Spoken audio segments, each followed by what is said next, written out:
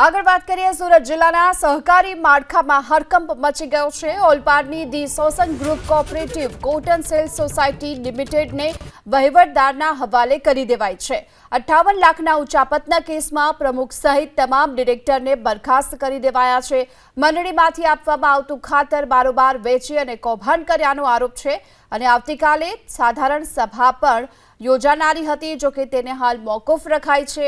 સુમુલ ડેરીના હાલના ડિરેક્ટર જયેશ પટેલના પ્રમુખપણા હેઠળ આ વહીવટ હતો, ત્યારે મંડળીના વહીવટદાર તરીકે એનડી બારજીયાની નિયુક્તિ કરવામાં આવી છે। આગળ વાત કરીએ સુરત જિલ્લાના સહકારી માળખામાં હડકંપ મચી ગયો છે। ઓલપાડની the Sosan group cooperative cotton sales society લિમિટેડને વહીવટદારના હવાલે કરી દેવાઈ છે। 58 લાખના ઉચાપતના કેસમાં પ્રમુખ સહિત તમામ ડિરેક્ટરને બરખાસ્ત કરી દેવાયા છે। મંડળીમાંથી આપવામાં આવતું ખાતર બારોબાર વેચી અને કૌભાંડ કર્યાનો આરોપ છે